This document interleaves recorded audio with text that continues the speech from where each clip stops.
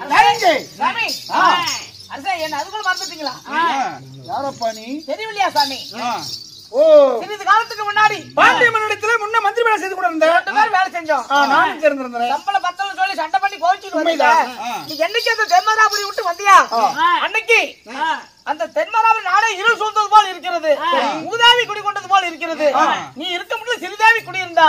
தென்மராபுரி மகாராஜாவுடைய அரண்மனை அவ்வளவு ஒரு அற்புதமாக இருந்தது. இப்ப மூதாவி சூழ்ந்தது போல் இருக்குதுன்னு சொல்லி இப்பொழுது புதுசாக அதாவது புதிதாக ஒரு மாளிகை கட்டி அதுக்கு புதுமண புகு விழா அப்படி சொல்லி நம்ம மகாராஜா அரண்மனை கட்டி புகுமணி புகு விழா வைத்திருக்கிறார். அதுக்கு வந்து வேலை செஞ்சு வந்துறீங்க, செய்யாம கோச்சிட்டு போனவங்க அனைத்து மந்திரிகளுக்கும் மகாராஜா அழைப்பு கொடுத்திருக்கிறார். எல்லா நாட்டுக்கும் போய் அழைப்பு கொடுத்துட்டேன். கோச்சிட்டு போனா கர்த்தாவளே உனக்கு அழைப்பு கொடுக்க சொன்னார். செஞ்சிக்கோட்டை தேடி வந்த சுவாமி. போன மந்திரிக்கெல்லாம் போனது கொடுக்குறோம். ஆமா, அதனால மீண்டும் கர்த்தாவளை அழைத்து வேண்டும் சொல்லிருக்கிறாரு. அனைத்து மந்திரி கூட்ட சொல்லிக்கிறார். அப்படியா? ஆமாங்க. சரி ஆகட்டும். ஒரு மன்னன் நாடாளக்கூடிய பாண்டி நாட்டினுடைய மன்னன், பாண்டி நாட்டு அரசன், அவரிடத்துல நம்ம மந்திரி வேலை செய்து கொண்டிருந்தோம். அவர் அழைத்திருக்கிறார் என்றா போக விட்ட மரியாதை இல்ல. மறந்து உனக்கு அழைப்பு கொடுத்திருக்கிறார். மறுபடியும் போய் கர்த்தாவளையில கூட்டிட்டு வான்னு சொல்லி. சரி ஆகட்டும்பா, வாங்க சார் பார்க்கலாம்.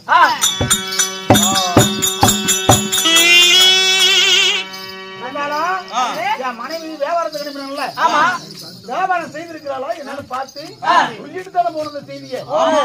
சரி சாமி, மனைவி ஒரு வார்த்தை சொல்லிட்டு போலாம். கல்யாணி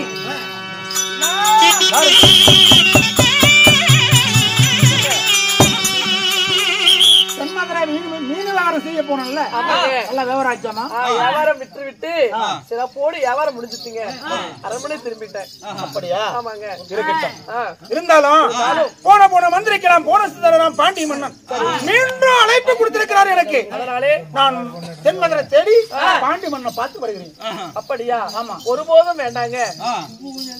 என்ன பாண்டிய மன்னை பார்த்து அந்த போனஸ் நீங்க ஒருபோதும் பெற வேண்டாம். நம் பாண்டியனே உங்களை வேண்டாம் என்று சொல்லி உங்களை அனுப்பிவிட்டார் அல்லவா? நீங்க மறுபடியும் பாண்டியங்கிட்ட எதுக்குங்க அந்த போனஸ் வாங்குறதுக்காக போறீங்க? நம்ம சுய தொழில் இருக்கிறது அல்லவா? இந்த சுய தொழிலை வைத்து நாமல் வயிற்று பிழைப்பு ஒருபோதும் முடியாது, வேண்டும். எத்தனைதான் 1000 முறை எடுத்து சொன்னாலும் தேவையால் பேச்ச நீங்க ஒருபோதும் கேட்க மாட்டீங்களா? நீங்க போவேனாங்க. முடியாது சுவாமி, தான் தீர வேண்டும். அகட்டும் பண்ணா, போய் வாருங்கள்.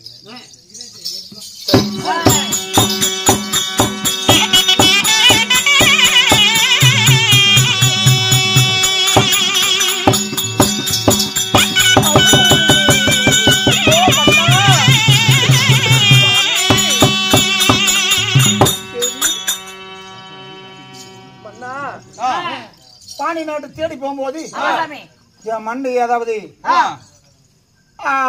அரைக்கால் மீது மோதி என் தலப்பாச்சு கட்டு கீழே அவந்து விழுந்து விட்டது. வெளியே செல்லும் பொழுது உங்க தலப்பா கட்ட வந்து கீழே விழுதுங்க. மன்னா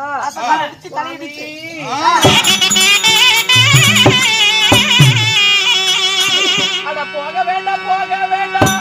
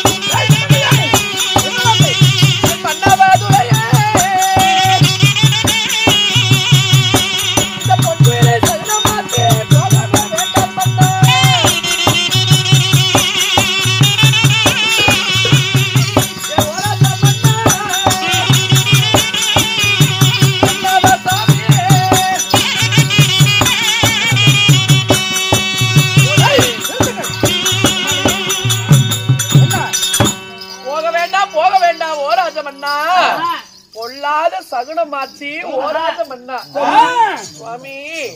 ஆகாத மூலையில ஆண்கவிரி சொல்லுது, பொல்லாத மூலையில பொன்கவிரி சொல்லுதுங்க. நீங்க போவாதீங்க, பொண்டாட்டி பேச கேட்டு மக்களோடு கூடி வாழலாம். வாங்க அரண்மனைக்கு போலாம்.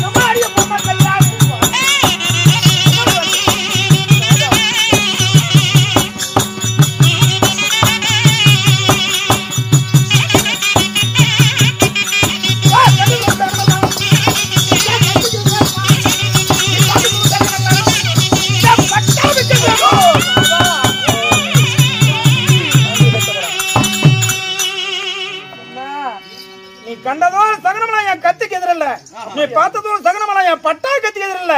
நான் போய் எத்திர வேண்டும். தேவியால் வார்த்தை கேட்டு வாங்க அரண்மனை போலாம். ஒருபோதும் வேணா சாமி, ஆகாத சகனம் எல்லாம் ஆகிறது. போய் வாருன்னு சொல்லு. முடியாது, ஒருபோதும் உண்மை பின் வைக்க மாட்டீங்க, வரமாட்டீங்க. ஆகட்டும் அண்ணா, நீங்க பதனமா போயிட்டு வாங்க. அப்படி ஆகட்டும்.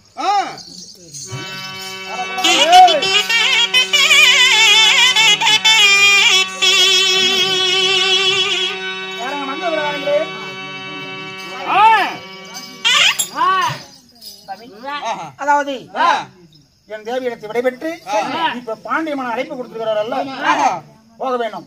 வரைக்கும் போலாங்க. போலாங்க நினைக்கிறா? ஆமா, சரி சாமி. பாண்டிய மன்னர் அழைத்து வாருங்கள்.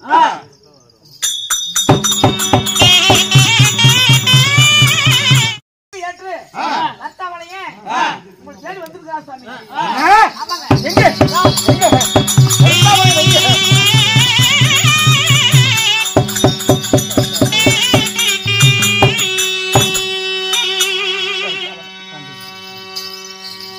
பாண்டிய மன்னா, எப்படி இருக்கு?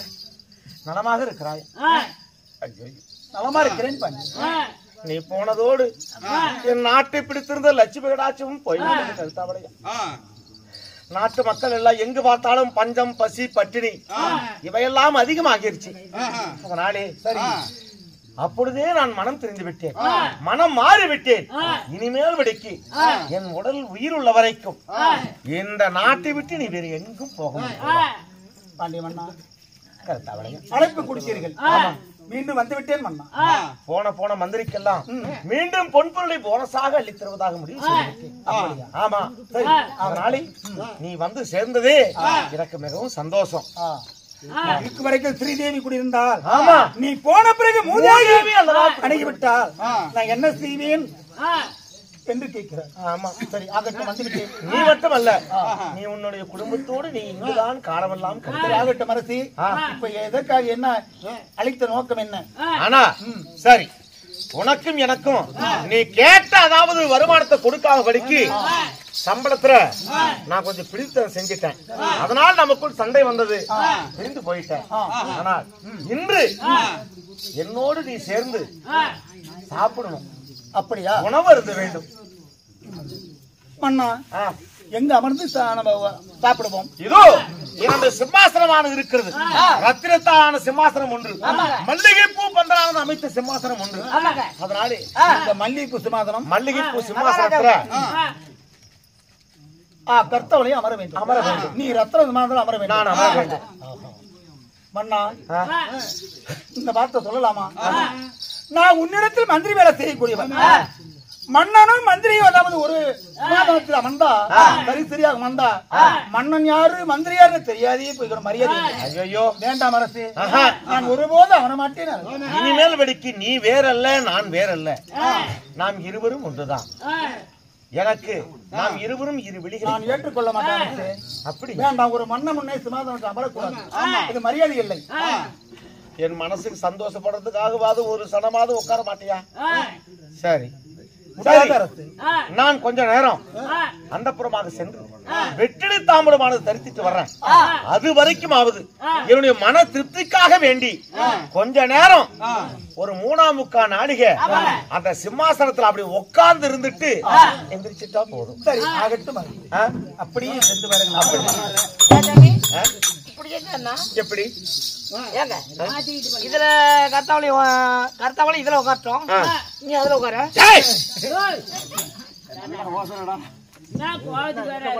ஏண்டா என்ன கொண்டு பாக்குறீ? நீ கூட இருந்தே குழி பறிக்கிறியா? ஏ கொள்ளாண்டரி,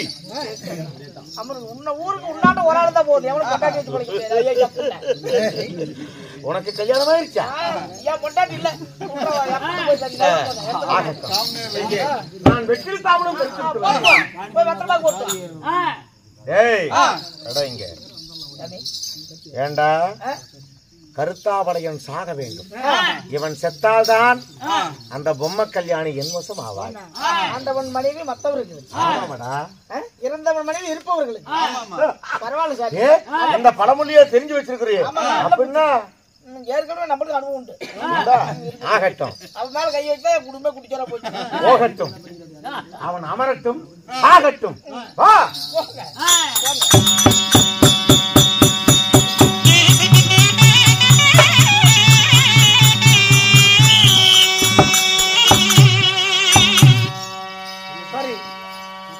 பாண்டிய மன்னன் மீண்டும் என்ன அழைப்பு கொடுத்திருக்கார். சிமாதானத்தில் அமருங்கள் கர்த்தாளின்னு சொல்லிட்டாருல்ல. ஆனால் பாண்டிய மன்னன் நம்ப கூடாது, தந்திரம் செய்தாலும் செய்வான். எப்படி? அதனால எங்க சென்றாலும் சரி, யார் கர்த்தாவளையன் அம்பு ஆயுதம் கட்டு கட்டாரி ஈட்டி அம்பு இதெல்லாம் தயாரா தான் கொண்டு போகணும். அனைத்து ஆயுதங்களையும் எடுத்துதான்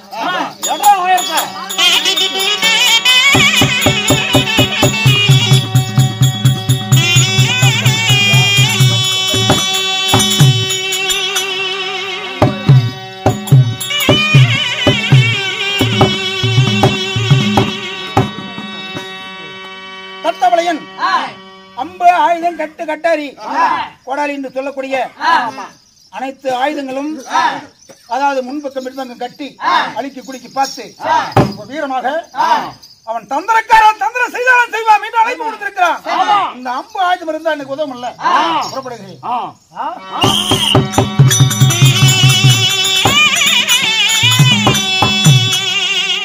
போராடி வைத்தானே கருத்தாவளையன்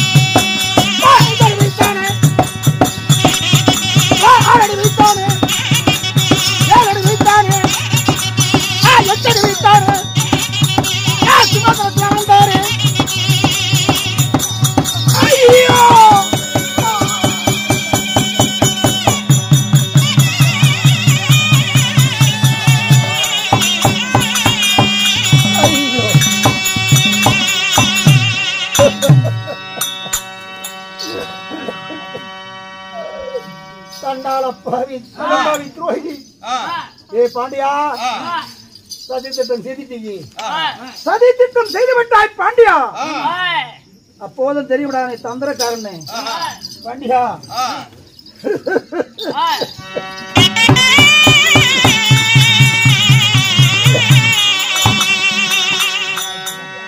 ஏழாவது மட்டும் பொய்க்குழி வெட்டி பொய்க்குழிக்குள்ள கத்தி கட்டாரி அம்பு ஆயுதம் எல்லாம் ஈட்டு என்று சொல்லக்கூடிய ஈய உளுந்தா கூட இருப்பினதாக போனோம் என்று சொல்லி அதை நாட்டி வைத்து என பொய் சமாதானம் ஏழாமட்டு பொய்க்குழிக்கு மீது மூங்கப்பாய் விரித்து மல்லிகை பூலாம் தூவி திவான் அமைத்து நான் பொய்குழிலே தள்ளி இப்ப மடித்திருக்கிற தண்ட அன்பு ஆயுதமெல்லாம் என் உடலிலே பாய்ந்து விட்டதே.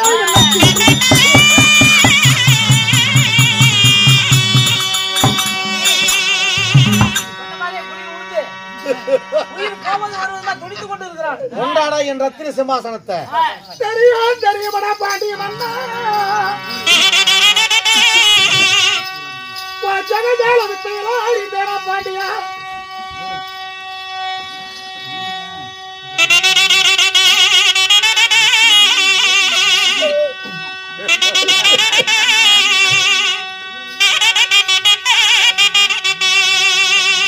தெரியும் தெரியுமடா பாண்டிய மன்னா. ஜகஜால வித்தையிலோ அறிந்தேனா பாண்டியா.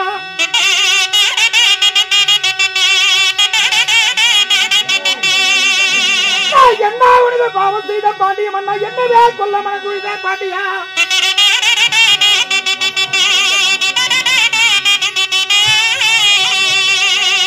நான் யாருக்கு நான் திங்கு செய்த யார் கூடிய நான் கிடைத்தேன் பாண்டிய மன்னா.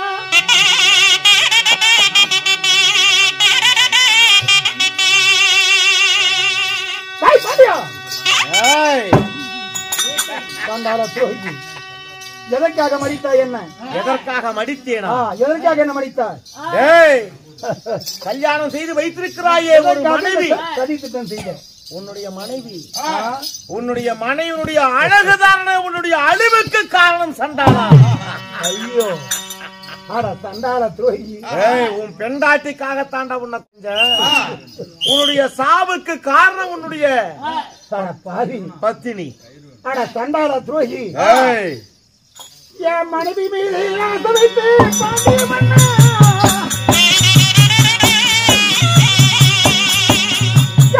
பாண்டிய ராஜா என்னவே மடித்திருந்தால் சண்டாள துரோகி.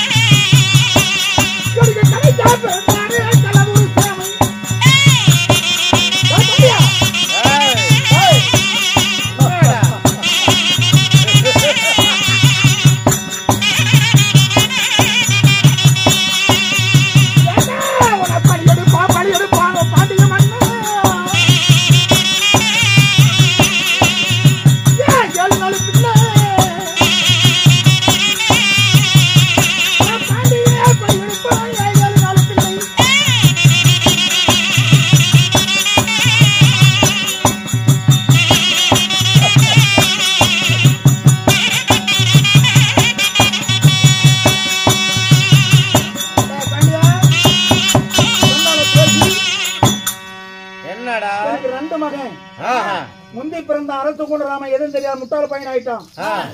யாரு அரசு கொண்ட ராமன்? நான் சாகு முன்ன சொல்றேன், என் உயிரை உடலை விட்டு பிரிய வர முன்ன ஒரு வார்த்தை சொல்றா கேடுறா பாண்டியா. டேய் பாண்டியா, முந்தி பிறந்தான் அரசு கூட நான் முட்டாள பையன், எனக்கு கிடைச்சா பிறந்தானே கள்ளதுரு சாமை ஏன் நாளை குழந்தை என்ன குழந்தை உன்னை பழி எடுப்பான் பாண்டிய மன்னா. என் கள்ளதுரு சாமை கிடைச்சா பிறந்தவன் என் மகன் உன்னை பழி எடுக்க விட்டா உன் பாண்டை கொடுத்த பழி எடுப்பான் அருவருப்பான். கேளுங்கல்ல, உன் பாண்டையும் பட்டாளத்தையும் கரு அறுக்க விட்டா என் பேரை கர்த்தாபலையன் இல்ல, இது சத்தியம் சொல்லிவிட்டு மடி வேண்டா பாண்டியா.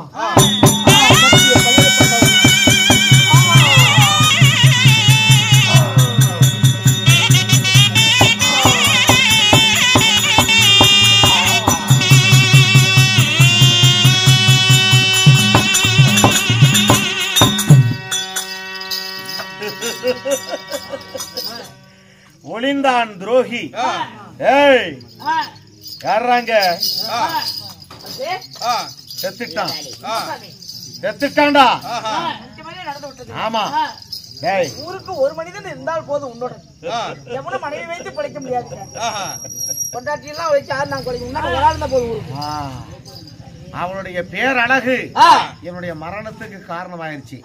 நான் காரணம் அல்ல, இவன் சாவுக்கு காரணம் நான் இல்லடா.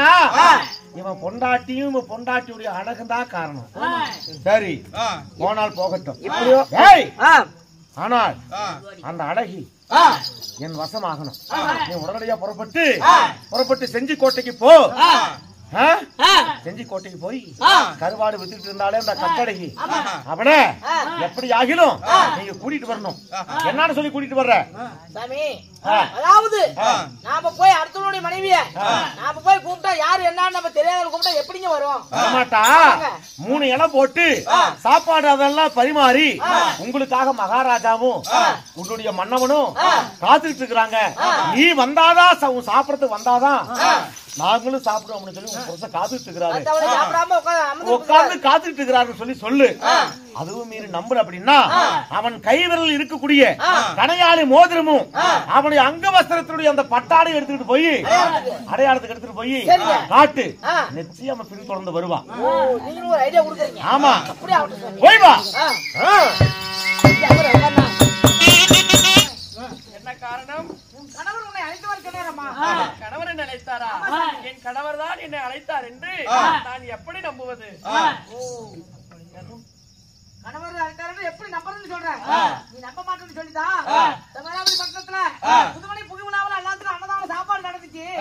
3 இலையும் போட்டு அதாவது என் மனைவியும் மக்களும் வராம சாப்பிட மாட்டேன் அப்படின்னு அடமுடிஞ்சு அமர்ந்து இருக்கிறாரு. நீ போய் கூப்பிட்டா வரமாட்டான்னு சொல்லி உங்க திருமணத்துக்கு போட்டீங்களா கடையாளி மோதிரம், அந்த மோதிரத்தையும் உன் கணவர் மீது இருக்கக்கூடிய அங்காஸ்திரம் என்று சொல்லக்கூடிய அந்த துண்டு இருக்குது அல்லவா, இது 2ஐயும் கொடுத்துருக்கிறாரு. இது உன் கணவர் தான் பார்த்துட்டு தைரியமா வாமா.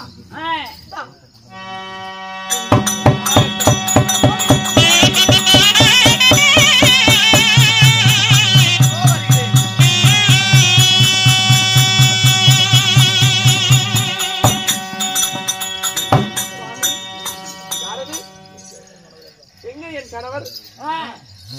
என் கணவர் அழைத்தார் என்று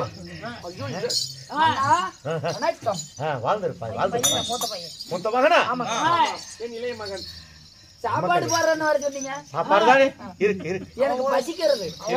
முன்ன அப்பாவை காணும், அப்பாவை கேட்டுட்டு இருக்கிறேன், பசிக்குதுங்கிற. யாரு தேடுற? யார் வேண்டும் உனக்கு? என் கணவர் வேண்டும். உன் கணவனா? என் கணவர் எங்கே? உன் கணவன் தான் உன் முன்பதாகவே நிற்கிறானே, தெரியவில்லையா? யாரு? வேறு யாரும் அல்ல, நான் தான் உன்னுடைய கணவன். நீயா? நீதான் என் கணவர் என்று சொன்னாய் அல்லவா? இந்த சொன்ன வார்த்தையை என் கணவன் காதால் செவியால் கேட்டால் உன்னை கண்ட துண்டமாக வெட்டிடுவார். இப்பேற்பட்ட வார்த்தை என்னிடத்தில் சொல்ல வேண்டாம். நீ நினைப்பது போல் நான் பெண், அந்த பெண் கிடையாது. போய்விடு. பொம்மை கல்யாணி, இன்று முதல் நீ எனக்கு சொந்தம். உன் கணவன் எங்கே என்று பார்க்கிறாயா? நான் பேசக்கூடிய வார்த்தையெல்லாம் கேட்டால் என் நாவை பிடித்து அறுத்து விடுவான் உன் கணவன் சொல்றையே. உன் கணவன் உயிரோடு இருந்தாதானே இந்த செயலெல்லாம் செய்வா. இதோ கத்தி ஈட்டி கோடான்னு சொல்லக்கூடிய ஆயுதங்கள் குத்தி மரணத்தில் கிடக்கிறான் பான் உன் கணவன். போய் பார். ஐயோ சுவாமி மன்னா, ஐயோ நானா,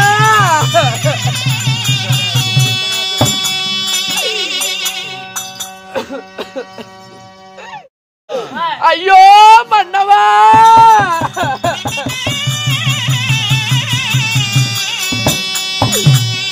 சாமி மட்ட மட்ட தென்னை மரம்,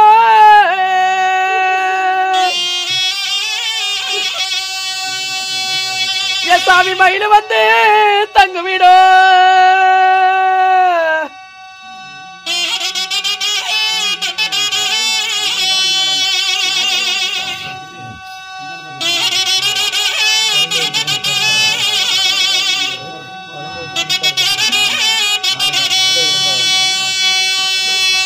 இந்த மட்ட மரம் பட்டு போட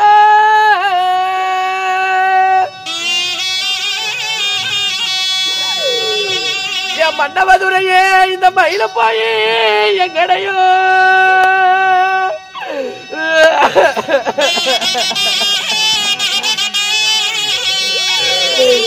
மன்னவா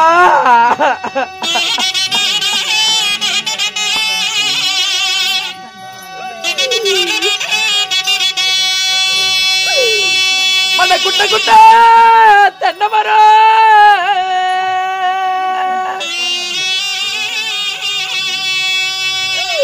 அட எனக்கு வந்த புண்ணியரே அந்த குயில போயே தங்க விட அப்பா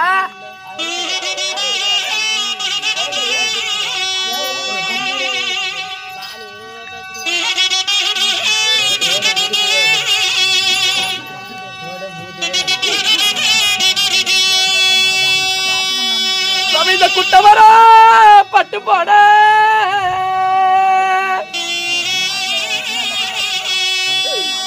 அட எனக்கு வந்த ராஜமன்ன இந்த குயில போய் எங்கடையோ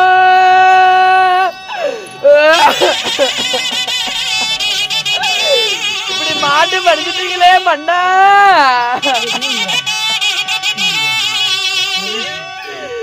சாமி மன்னா நீங்க சாகவா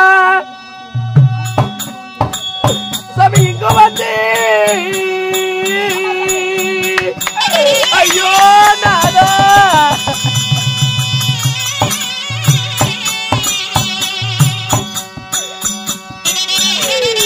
மன்னவா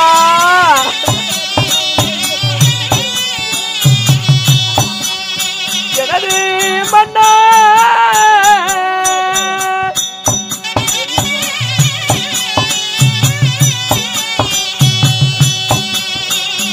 ஐயோ என்ன தண்டாளி நான் என்ன செய்வேன்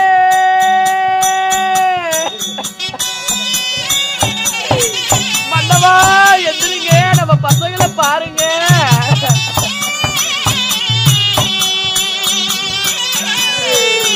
சாமி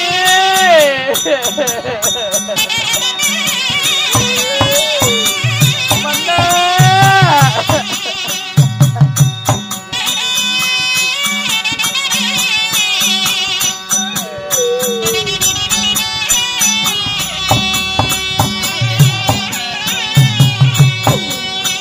ஐயோ ஒரு கடையா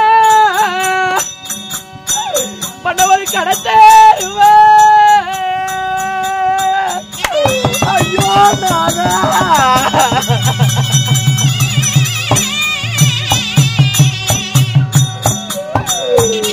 மன்னவா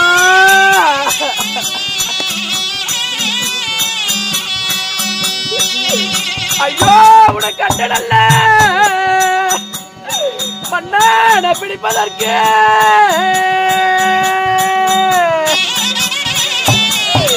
சாமி பேசுங்க நாதா எந்திரிங்க நம்ம பசங்களை பாருங்க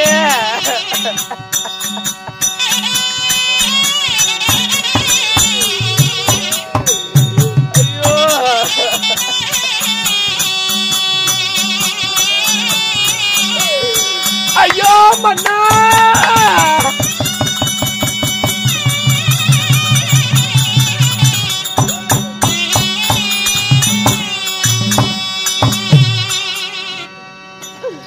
அப்பயே போக வேண்டாம்னு சொன்னே தேவியால் வார்த்தை மீறி நீங்க போனீங்களே இப்படி சாஞ்சி மடிஞ்சு கிடக்குறீங்களே ஒரு கடையா கடத்தெருவா உங்களை நான் கண்டுபிடிப்பதற்கு ஒரு தேரா திருநாளா உங்களை நான் தேடி பிடிப்பதற்கு மக்களை பாருங்க எந்திரிச்சு பசங்க கிட்ட பேசுங்க இனிமேல் இரு செல்வங்களை பார்த்து நான் எப்படிதான் வளர்த்து வாழும் செய்வேனோ ஆண்டவா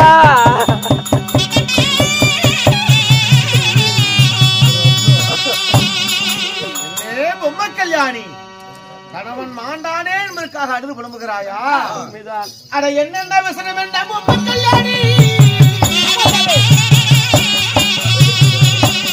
பொம்மை கல்யாணி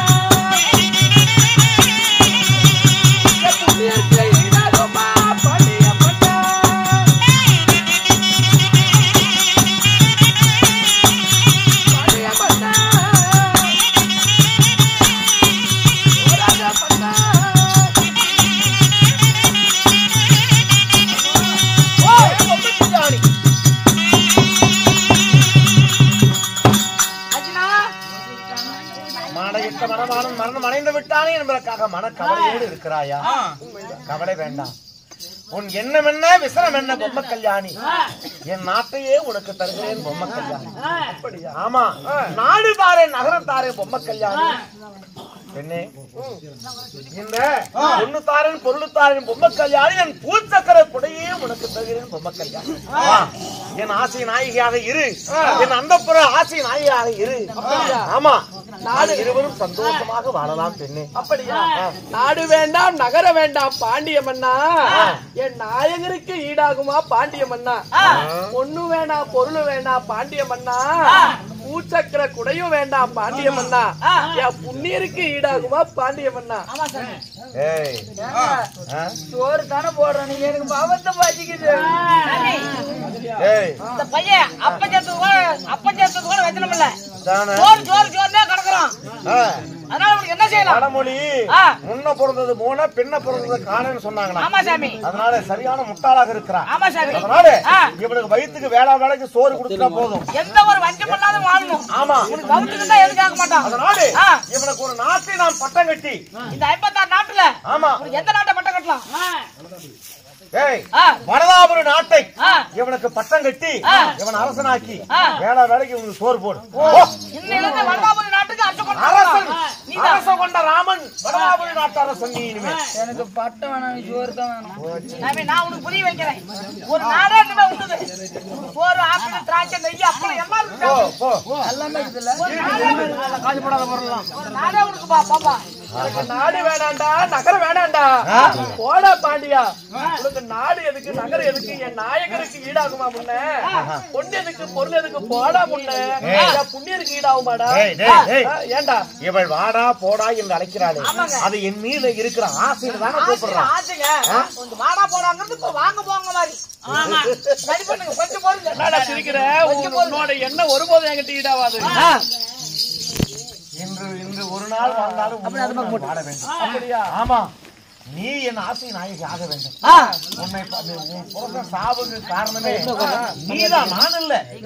நானெல்லாம் உன் பொண்ணுல. அப்படியாடா? உன்னுடைய சாவுக்கு காரணம் உன்னுடைய அழகுதான் காரணம். அதனால இந்த அழகை நான் ஆராதிக்கிறேன், இந்த அழகை நான் அனுபவிக்க வேண்டும். அப்படியா? ஆமா, இந்த அழகை நீ அனுபவிக்கதா இருந்தால் நீ என்ன பண்ண தெரியுமா? என்ன செய்யட்டும், என்ன செய்யணும் சொல்லு. என்னடா இப்படி பம்பிட்டு தெரியுற? 12 ஆண்டு 12 மாதம் 12 வாரம் 12 நாள் 12 நிமிஷம் வந்து என்கிட்ட ஒண்ணு சேர்ந்தாலும் என்னிடத்தில் சேர முடியாது சாமி. 12 வருஷம் அளவு கூட சேர முடியாது. 12 வருஷம் 12 வருஷம் 12 மாசம் 12 வாரம் 12 நாள் 12 மணி நேரம் 12 நிமிஷம் 12 நொடி காத்திருந்தால் கூட உன்னை நான் சேர முடியாதா?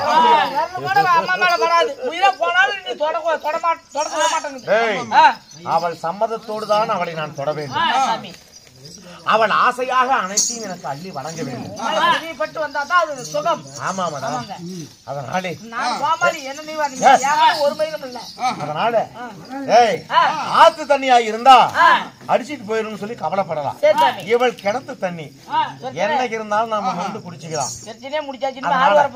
யாரும் இவளை தேடி யாரும் வர போறது இல்லை. அதனால இவளை சிறைச்சாலையை போட்டு அடைச்சு வை. இவள் எண்ணம் என்று மாறுகிறதோ என்னைக்கு வாங்க பண்ணா நாம 2 பேரும் ஒண்ணு சேரலாம் அப்படின்னு இவளாக சொல்கிறாளோ அது வரைக்கும் நான் காத்திருக்கிறேன். நான் காத்திருக்கிறேன். இவளை சிறையில போட்டாங்க என்னைக்கு ஆசைப்பட்டு வந்தா அன்னைக்கு பாத்துக்கலாம். ஆமா, சரிடா போடுங்கடா. அவசரம் புரியுது. வா ஜெயில போடுறவா. குழந்தை வாங்க. இல்லையா? ஆமா. ஏன் வாங்க சொல்றீங்க? இல்ல, அவ கூட ரெட்டை என்னைக்கு ஆகாது. அவள அந்த பையனை வாங்க.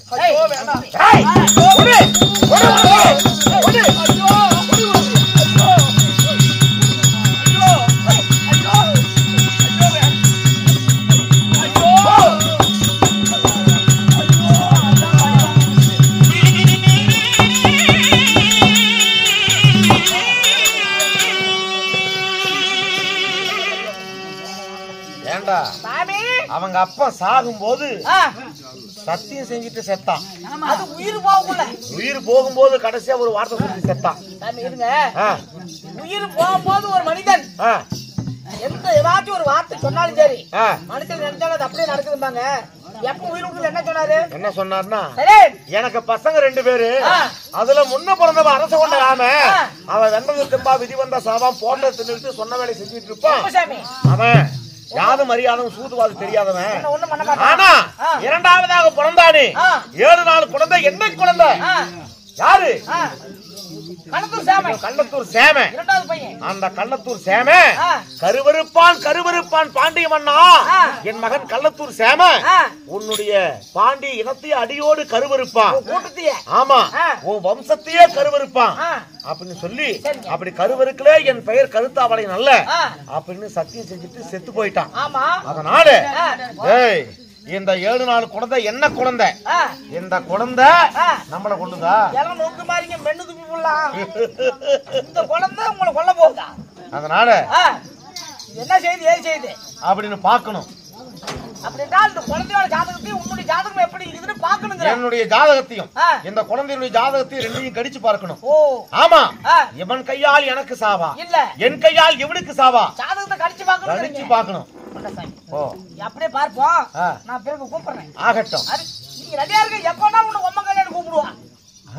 எப்ப வேணாலும் ஜெயில இருக்கிறாங்க. அதுக்காக தான்டா காத்துட்டு பாட்டியம்மன்னா உன் எனக்கு ஆசை வந்துருச்சு அப்படின்னு கூப்பிட்டாலும் கூப்பிடுவான். ஆகட்டும், நீ ரெடியா இருங்க. ஆகட்டும். உங்க விஷயம் எனக்கு புரியுது.